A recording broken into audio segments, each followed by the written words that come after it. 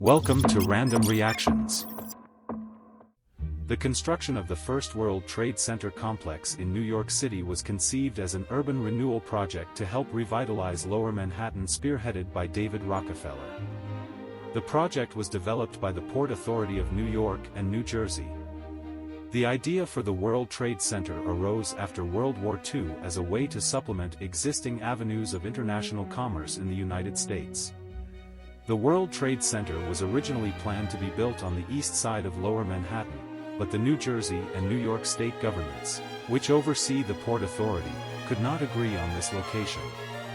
After extensive negotiations, the New Jersey and New York state governments agreed to support the World Trade Center project, which was built at the site of Radio Row in the Lower West Side of Manhattan, New York City.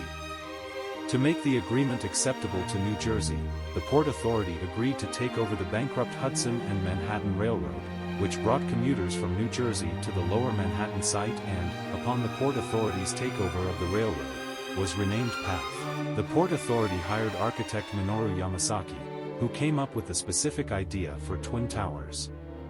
The towers were designed as framed tube structures, which provided tenants with open floor plans, uninterrupted by columns or walls. This was accomplished using numerous closely spaced perimeter columns to provide much of the strength to the structure, along with gravity load shared with the core columns. The elevator system, which made use of sky lobbies and a system of express and local elevators, allowed substantial floor space to be freed up for use as office space by making the structural core smaller. The design and construction of the World Trade Center, most centrally its twin towers, involved many other innovative techniques, such as the slurry wall for digging the foundation and wind tunnel experiments. Construction of the World Trade Center's North Tower began in August 1968, and the South Tower in 1969.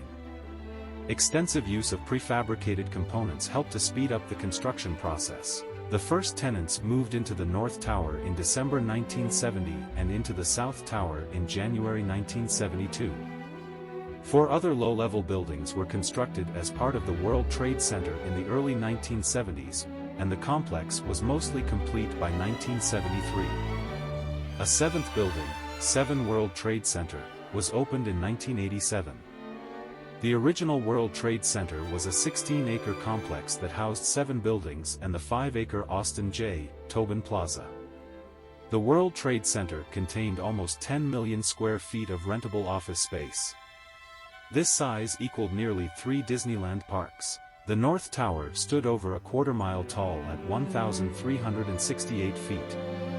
Its transmission tower with broadcast antennas added about 360 feet more. The South Tower stood over a quarter-mile tall at 1,362 feet. Each of the twin towers had 110 floors. Each tower's footprint and floors were approximately an acre in size. On windy days, each tower could sway up to almost 12 inches side to side. There were 43,600 windows in the twin towers, equating to more than 600,000 square feet of glass. It took 20 days to wash them all. There were 198 elevators in the Twin Towers and 15 miles of elevator shafts. The Twin Towers were among the first skyscrapers to utilize a system of local and express elevators. Each express elevator in the Twin Towers could hold up to 55 adults. When they were installed, their motors were the largest in the world. More than 425,000 cubic yards of concrete were required to construct the World Trade Center, enough to pave a sidewalk from New York City to Washington, D.C. At least 7 foundries supplied more than 200,000 tons of structural steel for the construction of the World Trade Center, more steel than was used to build the Verrazano Narrows Bridge, the longest suspension bridge in the United States, that connects Staten Island to Brooklyn, New York.